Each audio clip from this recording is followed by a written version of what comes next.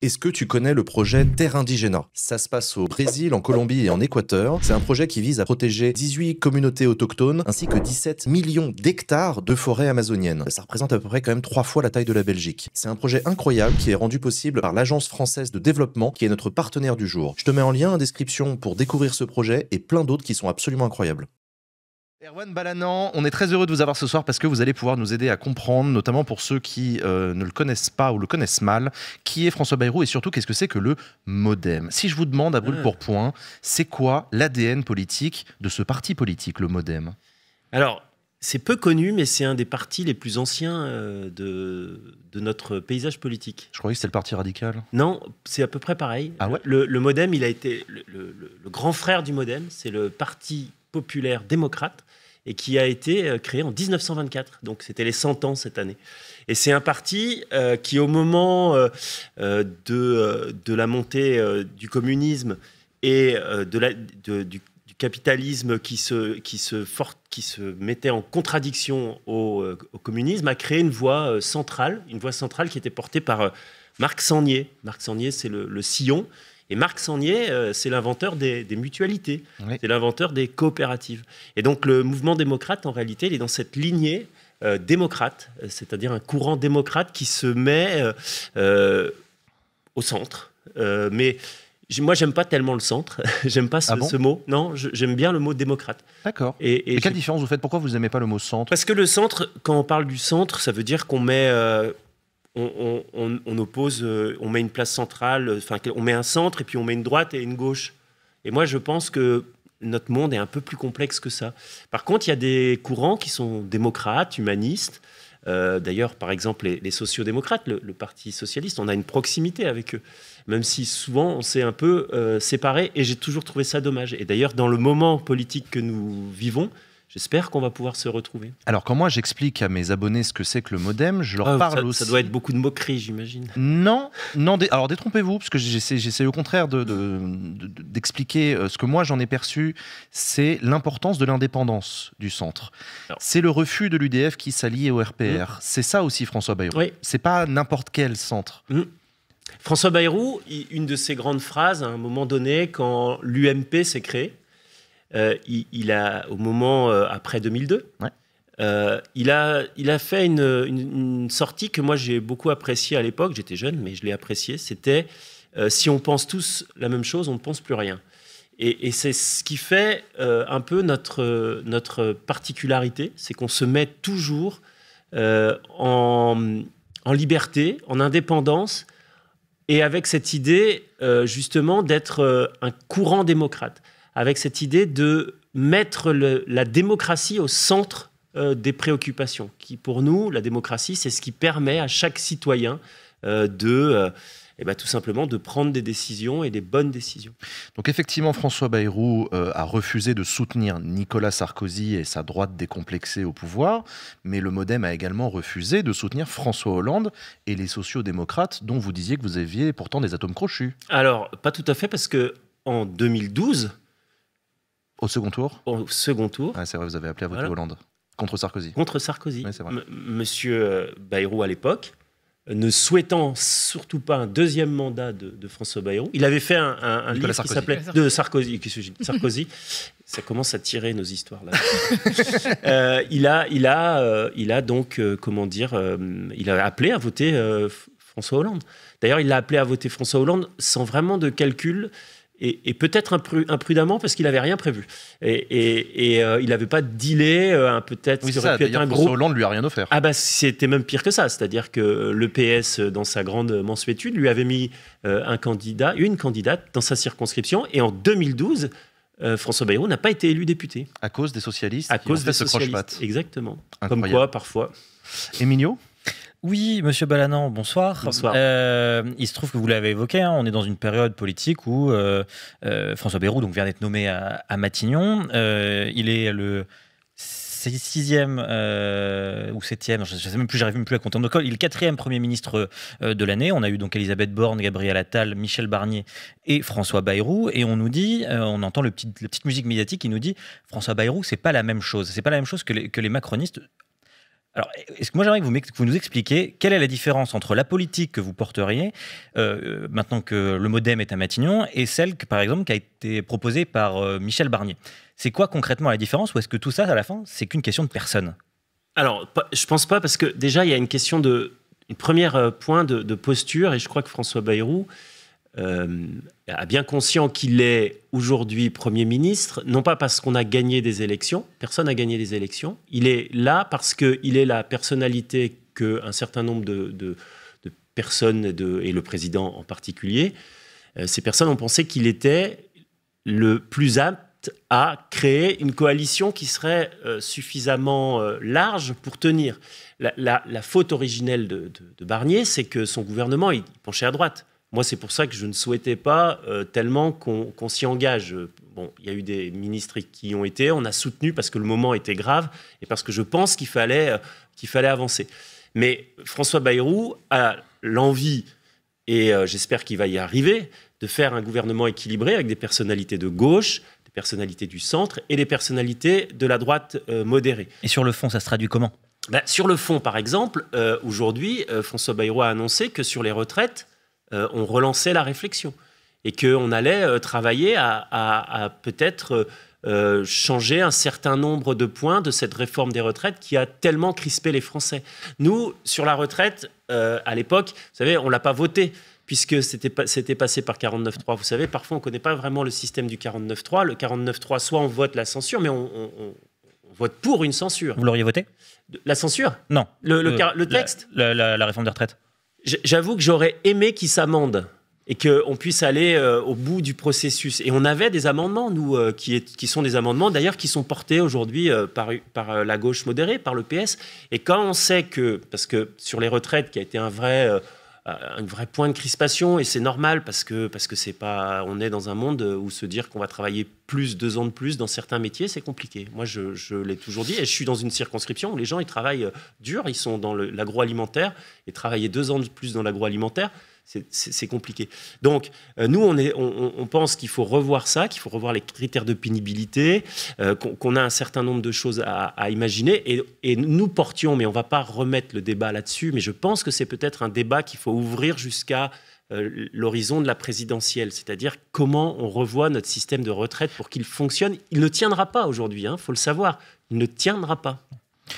Erwan Balanant, vous avez dit que Michel Barnier, son gouvernement penchait trop à droite, et c'est ce que ne ferait pas François Bayrou pour ne pas connaître le même destin. Pourtant, il y a quelques minutes sur France 2, François Bayrou a déclaré qu'il souhaitait que Bruno Retailleau reste au gouvernement. Oui. C'est ça la droite modérée pour vous? C'est vrai que, je le dis ici et je le dis sur d'autres plateaux, on est peut-être sur un bord qui n'est pas vraiment la droite modérée, surtout si M. Retailleau revient avec des obsessions migratoires. Alors, je ne sais pas quelle a été la négociation. Est-ce qu'il a gardé dans le package sa loi sauf que moi, de ce que j'en sais et de ce que j'imagine, c'est qu'il y a des sujets, de ce que je pressens, il y a des sujets, on ne va pas les remettre sur la table. On est sur une recherche de dénominateurs communs. On ne va pas se mettre à travailler sur la question asile, immigration aujourd'hui. Déjà, moi, je pense qu'il n'y a pas le besoin. C'est une lubie de certains. Par contre, on a un vrai sujet sur lequel M. Retailleau pourrait avoir une vision intéressante. Et avec le contrôle des parlementaires, et justement avec le contrôle, c'est la question du narcotrafic et la question du grand banditisme. Bon, voilà, si M. Retailleau, qui, quand on est un homme politique de droite, on aime bien, excusez-moi, j'espère qu'il le prendra pas mal, mais montrer les muscles et jouer un peu des coudes, sur ce sujet-là, il pourra travailler, je crois. Mais avec modération et en respectant l'état de droit. A priori, c'est pas trop son délire, l'état de droit et la modération. Non, mais il faut dire qui c'est. Bruno Retailleau, il vient de l'extrême droite. C'était le bras droit de Philippe de Villiers, qui aujourd'hui soutient Éric Zemmour. Est-ce que vous voyez beaucoup de différences entre Bruno Retailleau et Marine Le Pen aujourd'hui? Oui, il y en a quand même. Oui, il y en a. Il y en a. Lesquels? C'est pas sur la posture, sur la radicalité, mais justement après il faudra arriver à contrôler, et moi j'avoue que je le dis, je ne suivrai pas certains délires qui seraient bien trop à droite. Après, le problème c'est ça, c'est que on est dans une configuration extrêmement compliqué politiquement pour arriver à un équilibre. Donc pour arriver à cet équilibre, il faut faire un peu de concessions. évidemment. Et c'est pas facile. Et on n'a pas cette culture dans notre pays, c'est vrai. Namo ? Vous venez de parler de la recherche de dénominateurs communs, mais une fois que vous avez cherché tous ces dénominateurs communs, on va se retrouver à nouveau dans l'impasse. Comment ça va se passer? Vous allez être bloqué? Non, moi je crois pas. Je crois qu'on peut faire un budget. On peut arriver à faire un budget qui soit un budget qui réponde à un certain nombre de préoccupations. On peut lancer des chantiers qui sont des chantiers qui permettent de reposer des sujets qui ont été des sujets qui crispent, par exemple la retraite, parce que la retraite aujourd'hui, entre la droite n'est pas satisfaite du système de retraite actuel, la gauche non plus, et le centre non plus. Donc, Mais personne ne veut la même chose.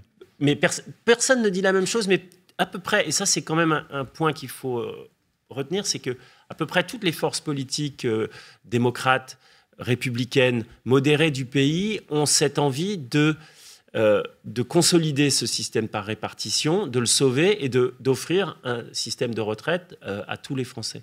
Donc voilà, on pourrait avoir des familles politiques qui seraient sur des modèles complètement différents, une capitalisation totale, ça pourrait, mais il n'y a pas ça. Donc on peut travailler.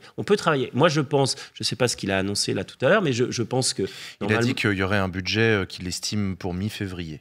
Oui, c'est à peu près ça, parce qu'on va reprendre celui qui était en cours et on va l'amender, le travailler, et on va l'amender, le travailler avec justement les forces de gauche modérées, j'espère. Vous savez, dans cet hémicycle, en réalité, quand on y est, quand on dit travail, beaucoup, on se rend compte que sur plein de sujets, on est très proche. On est très proche sur plein de sujets. Et il y a plein de crispations parce qu'il y a des horizons présidentiels en 2027. C'est une des choses qui crispent les débats. Mais on n'est pas d'accord sur tout non plus. Vous avez fait une proposition sur la présidentielle dont on parlera un peu plus tard. Safia. Alors du coup, j'ai peur. Vas-y si tu veux. J'ai peur d'anticiper, mais du coup, bonsoir, monsieur. Moi, je vous ai écouté attentivement. Et quand on vous écoute, il y a 3 éléments qui reviennent. La question d'avoir des ambitions, de conciliation avec un esprit modéré, et aussi la question démocrate de la démocratie. Et c'est comme ça que vous vous définissez, et notamment le MoDem. Je vous avoue que face à ça, moi, j'y vois une contradiction majeure. Est-ce que François Bayrou, Premier ministre d'Emmanuel Macron, dont les 2 quinquennats ont été marqués par la violence contre les gilets jaunes, des yeux qui manquent, des mains qui manquent, des 49.3 à gogo, et notamment pour le budget, et c'est pour cela que le gouvernement Barnier est tombé, est-ce que, pour vous, vous n'y voyez pas des contradictions avec ce que vous nous disiez sur le plateau ce soir? Non, justement, il faut changer de méthode. Et nous, on l'a toujours prôné, ce changement de méthode. Le problème du budget dans notre pays, c'est que c'est ce qui marque le positionnement politique. Vous êtes pour un budget, c'est-à-dire que vous êtes dans la majorité. Vous êtes contre un budget, c'est-à-dire que vous êtes contre la majorité. C'est comme ça dans toutes les collectivités de France et à l'hémicycle. Dans toutes les collectivités de France, à peu près 90% des bordereaux et des délibérations passent à l'unanimité. Par contre, le budget, non.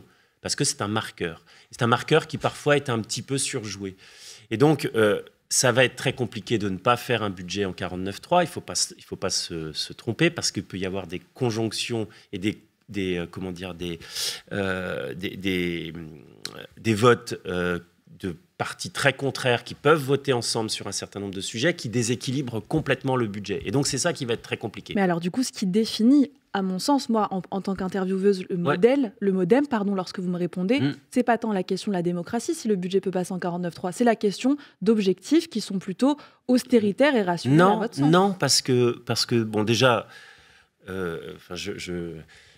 je crois que parler de budget austéritaire sur les années qui viennent de se passer, c'est assez économiquement, je pense que c'est un petit peu tendu quand on voit les dépenses qui ont été faites pour... Je parle des propositions de budget. Oui, mais aujourd'hui, on a un mur de la dette qui est un vrai mur il faut trouver des solutions. Mais qu'on fait payer aux travailleurs et aux travailleuses et aux étudiants et aux étudiantes. Il faut...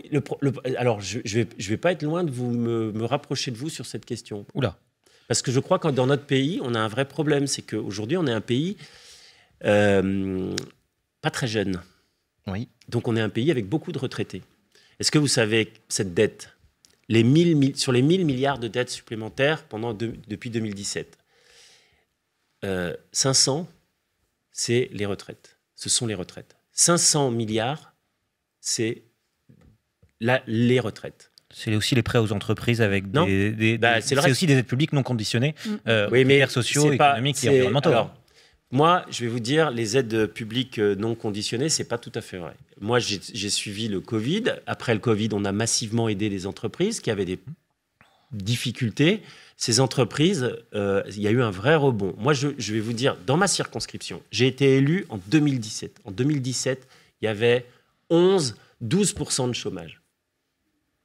Aujourd'hui, on est à moins de 6. Avec quel taux de précarité ? La précarité, c'est un vrai sujet. Mais je peux vous assurer, monsieur, que quand on ne travaille pas, on est plus précaire que quand on travaille.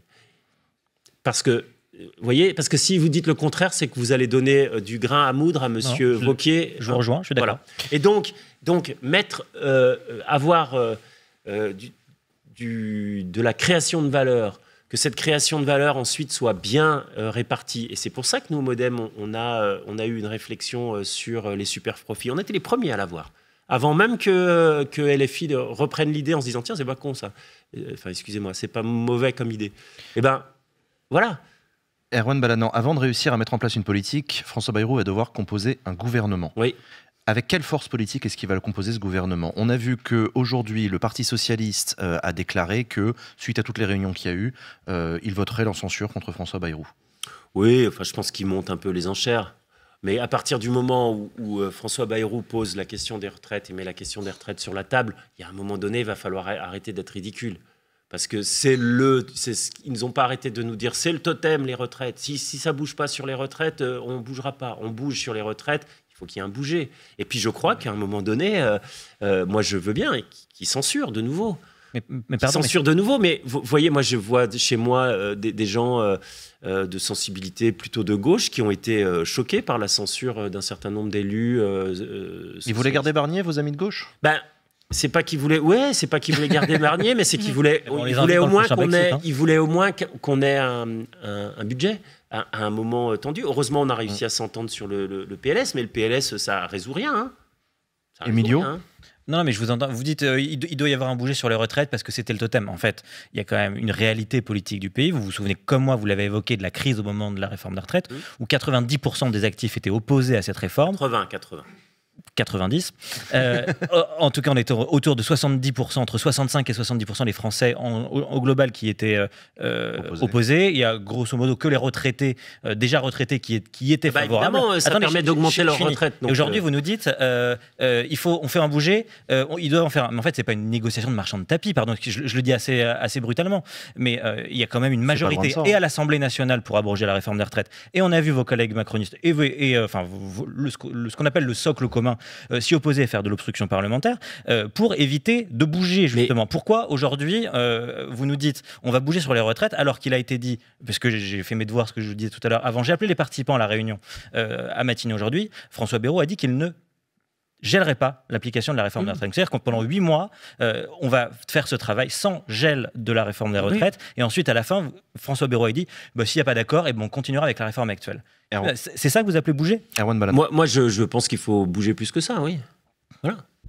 Mais vous savez, quand on est personnalité politique, qu'on est parlementaire, on peut porter sa voix. Et moi, je l'ai souvent fait. Est-ce que vous êtes la gauche, et juste pour vous dire, moi, je veux bien qu'on abroge la réforme des retraites.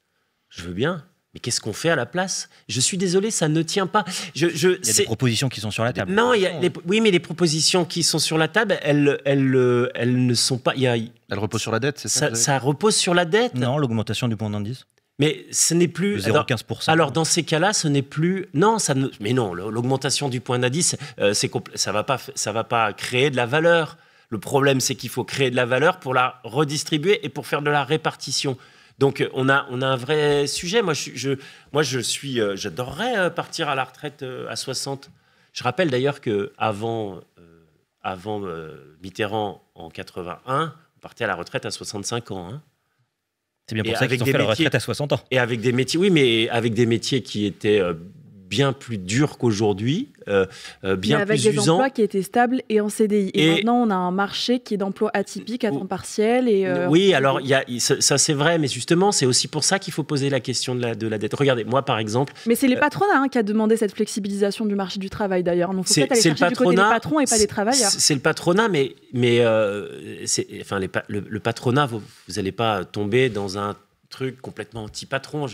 Attendez, on a quand même un grand patronat vous allez donc tomber dans qui a fait des bénéfices records et on vient nous dire... Je vous explique la lutte des classes, c'est par ici. Non, j'ai cru comprendre. Je lis le petit autocollant sur l'ordinateur de madame. Tous les riches sont des voleurs. Bon, je partage pas ça. Quand on exploite des gens, en tout cas, effectivement, pour leur force de travail, moi j'appelle ça être voleur. Mais bref, c'est un autre sujet. Non, c'est un sujet important parce que justement, nous, au Modem, on a une tradition historique complètement différente tout sur à ça. Fait. Je vous le rappelle, c'est nous qui avons inventé les scopes, tous ces mécanismes-là. Voilà. Pendant que nous, on revendiquait le contrôle ouvrier des entreprises. Oui, mais entre ouvriers de diriger. Entre les scopes et le contrôle ouvrier, vous savez qu'il y a des convergences. Hein.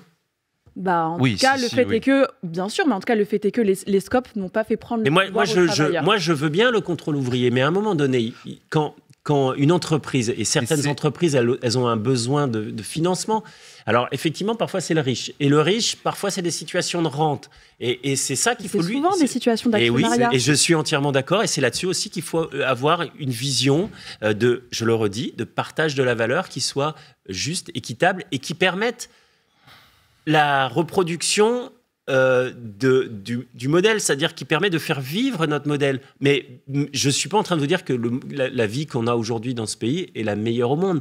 Enfin, je peux vous dire une chose, c'est loin d'être la pire. Ça dépend pour qui. Mais c'est intéressant, l'échange que vous avez eu sur le côté historique est intéressant. Il y a eu un moment où effectivement la démocratie chrétienne et les socialistes marxistes étaient prêts à marcher ensemble dans certaines directions. Comment ça se fait que le centre en France bascule systématiquement à droite ? C'est pas vrai. Ces derniers temps. Non, ça a été... non, c'est pas vrai. Depuis 2002, depuis 2007 et la création du Modem, c'est pas vrai. L'UDF avant avait quand même l'UDF fini par faire... Il faut savoir ce que c'était l'UDF. L'UDF, c'était l'Union de la démocratie française. C'était C'était le centre droit. Non, parce que dans l'UDF était une fédération de partis. Dans l'UDF, vous aviez le parti libéral, le parti de M. Madelin, qui effectivement était plutôt le centre droit, libéral. Oui, c'est vrai. Et puis, vous aviez le CDS, le Centre des démocrates sociaux. Et le Centre des démocrates sociaux, dont François Bayrou a été président. C'était les radicaux de gauche qui étaient pas... C'était des gens qui étaient effectivement avec une sensibilité plus de gauche. Mais qui étaient dans un gouvernement de droite. Celui d'Édouard Balladur et d'Alain Juppé, excusez-moi, c'est pas la gauche. Hein. Oui. Mais sans forcément que le débat soit sémantique, est-ce que vous me diriez que Emmanuel Macron, depuis 2017, mène une politique équilibrée, en même temps gauche et droite? Est-ce qu'on peut encore maintenir ça? Moi, j'ai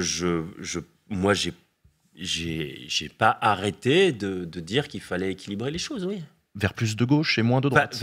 Je ne sais pas si c'est plus de gauche ou plus de droite, mais vers une meilleure, par exemple, considération de la justice fiscale et la justice sociale. En tout cas, ça a marqué votre parcours politique, parce qu'il me semble que c'était, alors peut-être je dis des bêtises, 2015. Mais c'était en quelle année? En 2015, que vous êtes effectivement retiré du Modem, trouvant qu'il y avait une sorte de droitisation au sein du parti. C'est quoi les justifications? Parce qu'aujourd'hui, manifestement, vous y êtes retourné dans un instant où quand même le Modem va s'aligner sur des budgets, des manières de réfléchir le monde qui sont propres aux républicains. Mais vous en savez pas, vous en savez rien. Je vous pose, si on fait une grande conférence de financement sur les retraites, qu'on revoit un certain nombre de choses, moi j'espère qu'on va pouvoir travailler par exemple sur la question de l'économie sociale et solidaire qu'on porte depuis très longtemps. Mais François Bayrou ne va pas pouvoir faire ce qui serait l'ADN total du Modem. Ça n'existe pas dans cette configuration. Aujourd'hui, il faut qu'on ait... On va pas faire de grands pas et de grands changements politiques. Mais pourquoi vous êtes revenu au Modem dans ce cas-là, si on est dans une période de crise de la Ve République, on peut plus rien faire? Vous croyez encore au Modem dans ce cas-là ou pas? Oui. J'ai le droit, non? Vous croyez encore à la lutte des classes? Vous croyez encore à la lutte des classes? Bien sûr. Là, ça relève pas d'une croyance. Hein. Ça relève d'une foi, alors. Ça relève du matérialisme historique, on aura ce débat plus tard. On a toujours du mal, c'est très intéressant de vous écouter, Erwan Balanant, on a toujours du mal à imaginer ce que va faire François Bayrou dans les prochains jours comme composition de gouvernement et comme budget qui pourra esquiver une motion de censure. Mais mettons ça de côté 2 minutes parce que François Bayrou a annoncé sa volonté de revenir sur l'interdiction du cumul des mandats. Oui. Ça a fait beaucoup discuter, ça a fait beaucoup parler. Je ne vais pas vous mentir, je suis assez radicalement opposé au retour du cumul des mandats, mais j'aimerais bien savoir ce que vous en pensez, vous. Ça tombe bien, moi aussi. Ok, cool. Voilà. Vous pouvez Je vais vous expliquer. Non, mais je crois que François Bayrou, Ouais. il a une préoccupation qui est une autre préoccupation qui est importante, qui est de comment les parlementaires et les élus, de manière générale, ont une connexion au terrain et un ancrage. François Bayrou, et c'est pour ça qu'il a fait ce choix dont j'ai entendu tout à l'heure que vous êtes moqué d'aller au conseil municipal de Pau. Il voulait montrer en faisant ça que c'était un élu qui était issu des territoires. Ça a été mal compris, voilà, et il faut comprendre que ça a été mal compris. Ça a été très mal compris même, il faut assumer. Mais François Bayrou, par exemple, sur le gouvernement d'Attal, était furieux parce qu'il avait constaté que ce n'était que des urbains et que des gens qui habitaient au-dessus de la Loire. Il y avait une seule personne, je crois, qui habitait en dessous de la Loire. Et la répartition était très, très mal géographiquement répartie. Et donc, quand il a parlé du cumul des mandats, moi qui me suis bagarré pour la loi pour le cumul du mandat, alors j'étais pas parlementaire encore. La loi d'interdiction, en l'occurrence. Voilà, loi d'interdiction, 2014, le vote final. Oui, c'est vrai. J'entends aujourd'hui un certain nombre de personnes, et je les entends parce qu'il faut savoir évaluer, il faut savoir entendre, qui nous disent moi, avant, j'avais plus de connexion avec mon territoire. Bon, après, moi, je suis persuadé qu'on peut avoir d'autres manières d'avoir des connexions avec ce territoire. Moi, je suis tous les week-ends dans ma circonscription, je prends des rendez-vous, je vois des gens, je vois des chefs d'entreprise, je vois les syndicats, je vois tout le monde, et c'est pas parce que je serais conseiller, maire adjoint ou maire d'une petite commune que je serais plus connecté. Je n'ai pas cette conviction, mais par contre, la conviction de François Bayrou, et qui est une bonne intuition, ça j'en suis sûr, c'est comment on a ce dialogue avec les territoires. Parce qu'aujourd'hui, si par exemple, en plus, on imagine la question de la proportionnelle, suivant le modèle de proportionnelle, on pourrait en voir encore plus de déconnexion. Et je pense que c'est important de venir de quelque part, de sentir les gens, de se faire engueuler. Je vais vous dire, moi, pendant les retraites, ça a été difficile. Sur mon territoire, ça a été difficile. C'est un pays où les gens vivent de l'agroalimentaire. Et moi, j'ai été président d'une association d'insertion pendant 10 ans, et pendant 10 ans, on a accueilli des gens qui avaient des difficultés du fait d'accidents de travail, etc., etc. Donc voilà, et ça c'est important, parce que si je suis un élu apparatchik parisien, et c'est bien aussi qu'il y ait des apparatchiks parisiens, il y a plein de choses qui se passent à Paris qui sont importantes pour notre société. C'est pas la même chose que d'avoir un lien avec un territoire, une maison dans un territoire. C'est déjà pas mal, une maison. On verra si François Bayrou ira jusqu'à proposer l'abrogation de l'interdiction du cumul des mandats, et on verra si on devra se battre, vous et moi, ensemble, contre cette décision. On verra, non mais on verra. Voilà, il n'a pas annoncé formellement un projet de loi, on verra. Un autre truc, par contre, que vous avez proposé, c'était en mars dernier. Vous avez déposé un amendement pour proposer la suppression de l'élection du président de la République au suffrage universel direct. Oui. Et en plus, vous proposez de revenir au septennat. Oui. Pouvez-nous raconter cette idée institutionnelle ? Quand on fait de la politique, à certains moments, il faut faire un peu de provoque. Ouais, bon, ça va, c'est sage encore. Mais ouais. Non, mais oui et non. Non, parce que non, c'est pas si sage de cette idée, mais qui n'est pas complètement le sujet. Moi, je veux qu'on se pose la question, et je crois que tous les Français on se pose cette question. C'est la question de l'hyper présidentialisation. Et elle est pas, et c'est pas la personnalité. C'est pas que la personnalité d'Emmanuel Macron. Avant, il y a eu des hyper-présidents, et depuis qu'on a le quinquennat plus l'inversion du calendrier, effectivement, c'est assez l'hyper-présidentialisation. Les pouvoirs du président sont extrêmement forts. Et moi, je ne crois pas, malgré parfois le talent des uns et des autres, je ne crois pas à la... Je crois beaucoup au collectif et je crois beaucoup au travail qui se fait en intelligence collective. Voilà. Un homme qui décide seul de tout, déjà, on lui prête un espoir qui tombe ensuite. Et vous avez l'homme providentiel qui devient l'homme pestilentiel. Et c'est un vrai sujet. Est-ce à dire que vous avez finalement assez mal vécu les 7 dernières années dans la majorité dans lesquelles vous Non, vous trouviez, non, parce qu'il y a eu des très belles choses dans cette majorité, dans ces 7 ans. Il y a eu des très belles choses et il y a eu des très bonnes décisions. Et moi, je vois mon territoire qui économiquement va mieux, par exemple.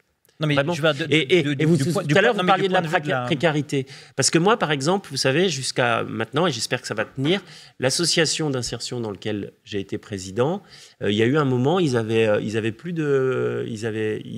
des difficultés à faire tourner l'association. Vous savez, c'est une association intermédiaire qui met à disposition des gens qui ont des tâches à faire, du ménage, des gens qui sont en parcours d'insertion. Et ben, ils avaient du mal à fournir des heures parce qu'ils avaient du mal à trouver des personnes en insertion. Voilà. Alors après, sur la précarité, il y a un vrai sujet parce qu'on a aujourd'hui des coûts de certains postes qui ont augmenté et sur lesquels il faut travailler. On a un problème sur le logement, on a un problème sur le carburant et les coûts d'énergie dans notre pays. Voilà. Bon. Et pour ça, il faut faire aussi les transitions. Le MoDem a toujours été un grand défenseur du mode de scrutin proportionnel. Ça fait longtemps que j'entends François Bayrou le proposer. Ça y est, le voici au pouvoir. Il se trouve qu'il y a un alignement de planètes assez impressionnant puisque le scrutin proportionnel est demandé par la gauche, par l'extrême droite et par le Premier ministre. Bah oui, j'espère. Il y a un moment, on va réussir quand même. Pourquoi ça serait mieux déjà? Alors expliquez, Erwan Balanant, que propose le MoDem? Bon, alors on n'a pas. Il faut mettre le chantier sur la table. C'est-à-dire que les proportionnels, il y a autant de proportionnels que. J'ai envie de dire que je ne sais pas quoi d'ailleurs. Il y a beaucoup de personnes qui la proposent. Oui. Voilà, que personne qui la propose. Très bien. il y a différents types de proportionnels. Là, il faut. Aujourd'hui, prenons Et en plus, le MoDem les a toutes proposées les unes après les autres. Non, c'est pas vrai. On a eu du mal à trouver. Mais non, c'est pas vrai. C'est pas grave, peu importe. Non, c'est faux. C'est faux parce moi, j'atterris plutôt sur le modèle à revoir un petit peu parce qu'il y a des changements démographiques, mais au modèle 85, élection 86, c'est-à-dire proportionnel par département. Ouais. Voilà. Parce qu'on garde l'ancrage territorial et on fait une répartition départementale plus juste. Et on explique que ça devient un scrutin de liste. C'est ça. Il faut expliquer que ça devient un scrutin de liste. Voilà. Dans ce cas-là, c'est-à-dire qu'on a une liste par département, par formation, et ensuite en fonction du score, on voit ensuite combien telle liste a d'élus. Ça se passe comme pour les européennes. Exactement. En gros, mais par niveau départemental. Juste pour être clair et expliquer comment ça fonctionne. Voilà. Et avec un système de répartition, enfin c'est très compliqué les proportionnels parce que suivant le système de répartition des restes, enfin bref, c'est voilà. Aujourd'hui, on a une assemblée morcelée qui est identique à beaucoup de pays, c'est-à-dire toutes les familles politiques qui sont quasiment représentées. C'est nouveau.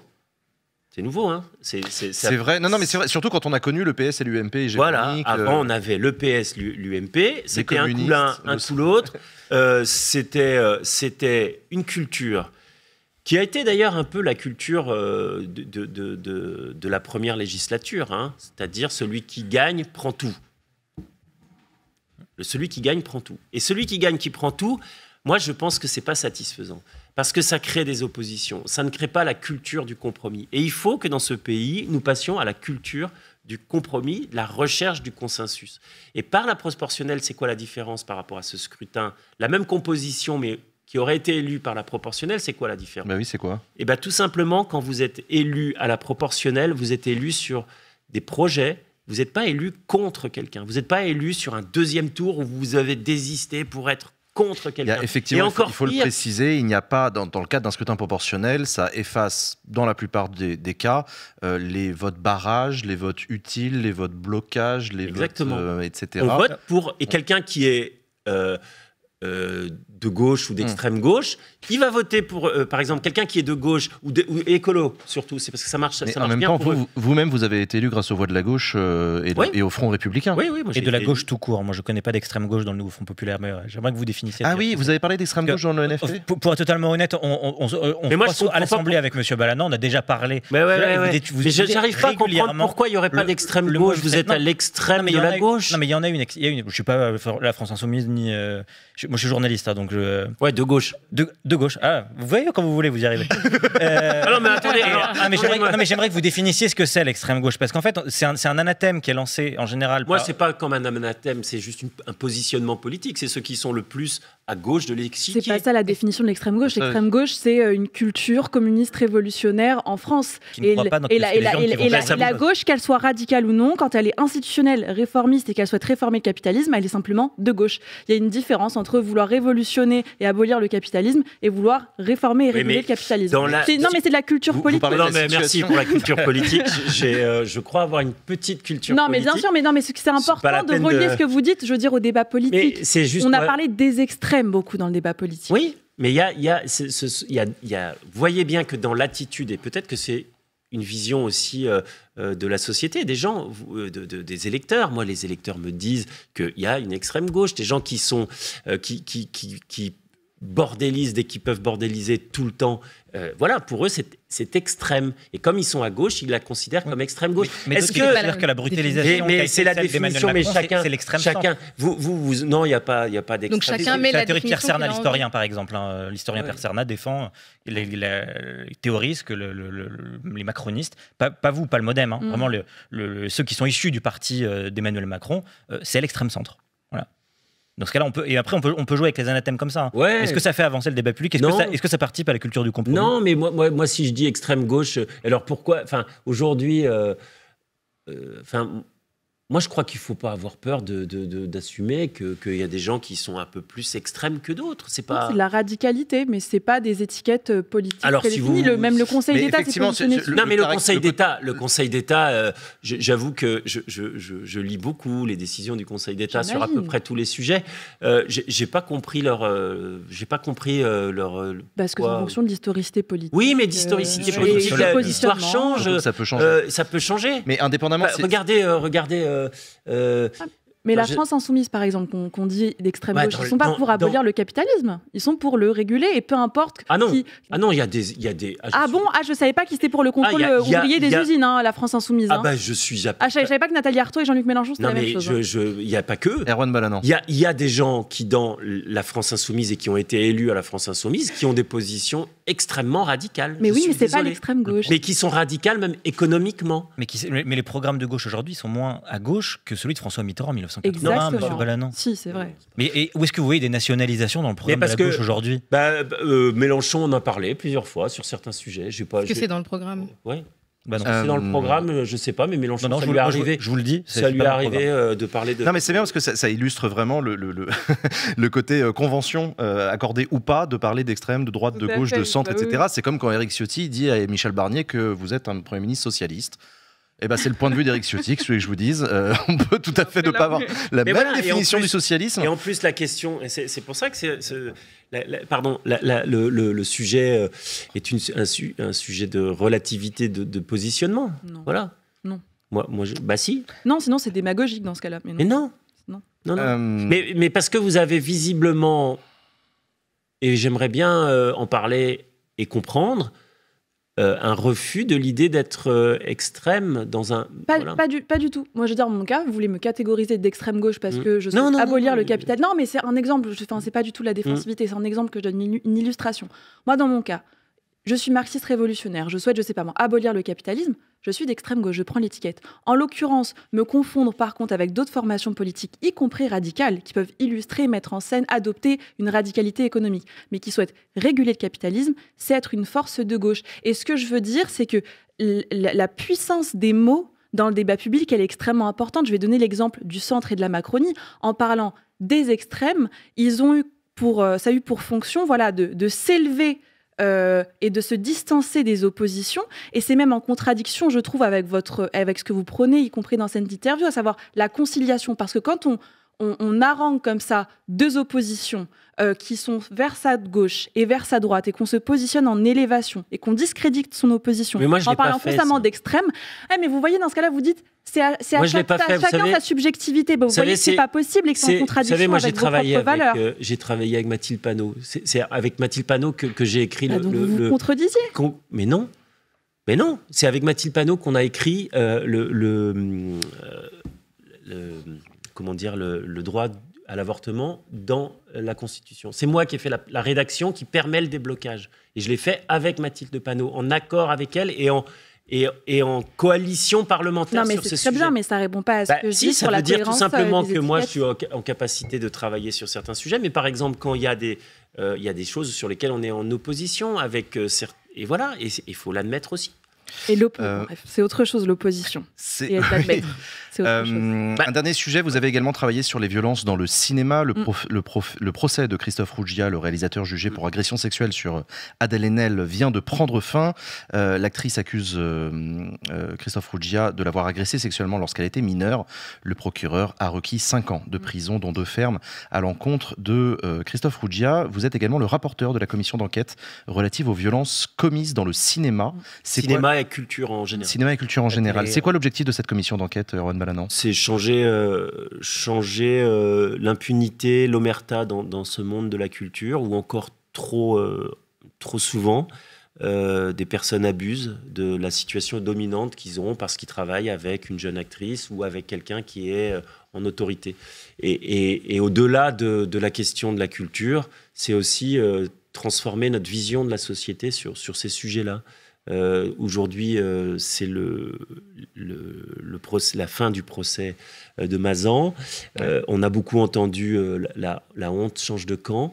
Moi, je dis que maintenant, il faut que la peur change de camp et qu'on ait moins de cette impunité et que ça change et que des femmes portent plainte, que les plaintes soient bien traitées, que ça avance. Et aujourd'hui, on a beaucoup parlé de Gisèle Pénicaud, qui est une femme extraordinaire, qui a eu un courage. Elle a fait un choix d'une puissance incroyable de décider de ne pas faire de huis clos.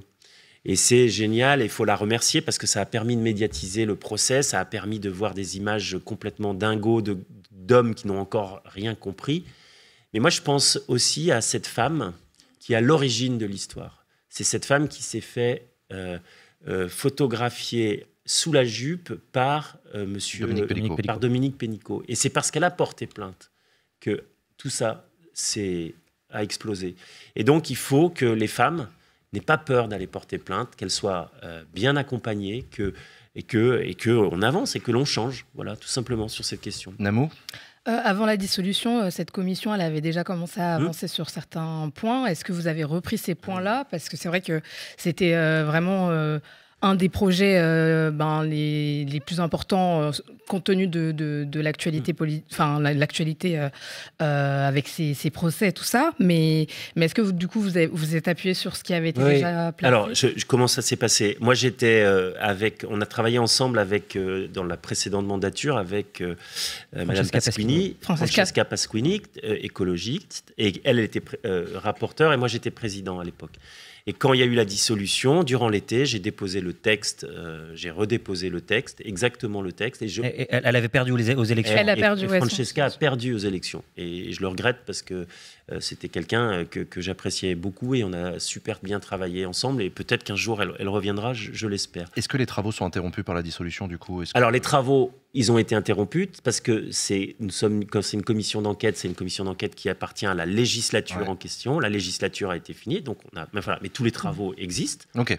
C'est pas pour rien. Voilà. Et puis depuis, on a beaucoup avancé. Dès le mois d'août, j'ai redéposé le texte. Et je le dis, et grâce à la présidente Yael Braun-Pivet que je suis allé voir et je lui ai dit, il faut le relancer tout de suite. Et ça a été le premier texte de cette mandature. Et symboliquement, c'était intéressant. Et c'était un texte qui a été voté à l'unanimité. Personne ne s'est opposé, évidemment, à ce texte. Et on travaille. Et aujourd'hui, la présidente est Sandrine Rousseau. Et moi, je suis le rapporteur cette fois-ci. Donc, le rapporteur, c'est personne qui fait le rapport et qui fera un certain nombre Alors, dans ce cadre-là, vous avez auditionné hier l'actrice Judith Godrèche, qui accuse de viol les cinéastes Benoît Jacquot et Jacques Doyon. On regarde un extrait de son audition et on en parle après. Dans cette lumière que vous me donnez aujourd'hui, je peux vous dire que les forces manquent parfois. Vous le savez, la plupart des personnes victimes de VSS ne veulent pas venir vous parler au grand jour. Je ne vous apprends rien. Certaines petites filles pensent ne plus rien avoir à perdre. Elles ont tort. Il y a toujours quelque chose à perdre. Merci Judith Godrèche pour ce moment poignant qui sera sûrement Excusez. Voilà, on vous sent très ému à la fin par le témoignage de Judith Godrèche. Je précise que ce que vous avez vu, donc, c'est une audition par une commission d'enquête. Les personnes qui étaient... la salle n'était pas vide, en fait. Les personnes qui étaient derrière le bureau, c'est elles qui sont les membres de la commission d'enquête. Qu'est-ce que vous avez appris de ce témoignage de Judith Godrèche ? Bon, c'était un témoignage qui vient après. En réalité, là, on a beaucoup auditionné et c'est en plus de tout le reste, quoi. C'est-à-dire que c'était hier, avant-hier, on avait auditionné un certain nombre d'actrices qui sont des actrices, on va dire bankable, qui sont des grandes actrices. Anna Mougladis, par exemple. Anna Mougladis et d'autres qu'on a fait à huis clos. On a fait deux machins. Et puis on a fait Sarah Forestier, et puis on a fait Francis Renaud, qui est un comédien qui a été broyé par le système. Et moi, j'ai cette... c'est terrible parce que je sens ces femmes, ces acteurs, ces comédiens qui ont l'envie de créer. C'est leur métier, c'est leur passion. Ça dépasse même la question d'argent. C'est la question de faire du cinéma. Et elles ont, toutes ces femmes qu'on a eues, des grandes actrices, elles ont tous été maltraitées dans leur vie. Tous. Et puis hier, j'avoue qu'elle a lu une lettre et... Bon, j'ai pensé tout simplement à ma fille a 14 ans, j'ai un petit peu, je suis fatigué et ça a un petit peu monté dans les tours. De la fatigue, c'est normal. Oui, Voilà. c'est normal. Non, mais même, je pense que alors, on a pu avoir des échanges vifs au début de l'émission, mais je pense que là, c'est pas une question que j'ai à vous poser, c'est tout simplement, je pense au nom de plein de gens, de dire merci de permettre l'existence de cette commission d'enquête, de travailler main dans la main avec Sandrine Rousseau, Oui. pour qu'elle ait pu à nouveau voir le jour, qu'elle continue de faire ses auditions, c'est recevoir les personnalités dont vous nous avez parlé, parce que c'est extrêmement utile. Donc, je pense que c'est important aussi de vous dire merci. Et c'était une des inquiétudes après la que de le dissolution que ça. Oui, mais moi je m'étais engagé tout de suite et avec Francesca, on s'était dit quoi qu'il arrive, on continuera le combat. Vous savez qu'on dit les commissions d'enquête, c'est des moyens qui sont pas anodins parce que ce matin avec mon équipe, à un moment donné, on s'est dit mais attends, on est combien à travailler autour de cette commission d'enquête entre les préparations, les administrateurs, mon équipe à moi, l'équipe de Sandrine Rousseau, les membres du compte-rendu, tout ce travail qui est fait, je me suis rendu compte qu'on est quasiment entre 15 et 20 personnes à travailler sur ce sujet pendant 6 mois pleins. Et on va faire du bon boulot, j'espère, ouais, parce qu'il va falloir le faire. On va faire des propositions fortes. On a déjà un certain nombre de pistes. On réglera pas tout. Mais voilà. Et pourquoi on le fait, c'est pas que pour le monde de la culture en réalité. C'est parce que le monde de la culture, c'est le reflet de la société. Et il faut que ça change pour que le reflet que l'on a de notre société et le miroir que l'on a de notre société change tout simplement. Dans le quotidien Libération, 130 personnalités demandent la suspension de la Légion d'honneur de Gérard Depardieu, de Patrick Poivre d'Arvor et de Joël Guerriau. Il semblerait que ça bloque. Oui, mais alors... Sous-entendu, voilà, il y a quelqu'un là-haut qui bloquerait. Sous-entendu, il bloque. J'ai vu Voilà, Clémentine Autain qui... Moi, on a fait l'audition du général Lecointre. Le général Lecointre est le personne qui dirige le comité, enfin, c'est pas le comité... Le directeur de la... Enfin, en gros, c'est lui qui gère la Légion d'honneur. C'est lui qui gère la Légion d'honneur. Avec... c'est chapeauté par le président de la République, qui est le grand maître de la Légion d'honneur. Il y a une décision qui a été prise et qui est... Et voilà, il faut s'y tenir, c'est que quand il y a une procédure judiciaire en cours, la Légion d'honneur est enlevée à la fin de la procédure, quand toutes les voies de recours sont épuisées, quand les condamnations ont été faites. Et c'est pour ça, il n'y a pas de volonté de bloquer. C'est un choix qui a été fait. Donc je trouvais un peu de mauvaise foi Clémentine Autain, et d'ailleurs aussi Sandrine Rousseau. Je ne lui ai pas dit, parce que comme on travaille ensemble, on essaie d'éviter ce qui peut fâcher. Et c'est important aussi, ça, de parfois... on peut avoir des différences avec des gens, et puis on n'est pas obligé d'en parler, parce que ça permet d'avancer sur d'autres choses. Mais voilà. Et par exemple... Normalement, Nicolas Sarkozy, qui est quand même le grade le plus haut... Grand Croix. J'ai vu dans le chat, il va perdre quelle décoration. Normalement, il va perdre sa décoration parce qu'il a été condamné à un an ferme. Est-ce que vous le souhaitez ? C'est la règle. Moi, je suis législateur et j'ai pas. Et vous n'avez évidemment pas de volonté. J'ai pas. Si, j'ai des volontés de législateur. J'en ai quelques-unes et je crois que je les ai parfois imposées sur certains sujets. François Bayrou a dit que ça lui faisait de la peine, cette condamnation de Nicolas Sarkozy. Je ne le crois pas, François Bayrou, je ne te crois pas. Je ne te crois pas. Non, t'es pas peiné par ça. Arrête. On arrive à la fin de cette interview. Je tiens à vous remercier du fond du cœur, Erwan Balanant, d'avoir accepté de venir. Ça fait super plaisir d'avoir des interviews un peu longues où on peut prendre le temps. Ouais, je suis d'accord. Et j'aime bien ça et bravo pour ça en tout cas. C'est cool. Merci beaucoup. Merci. Erwan Balanant d'être venu sur le plateau de Backseat. On vous laisse quitter le plateau. Merci beaucoup. Merci. À vous d'être venu.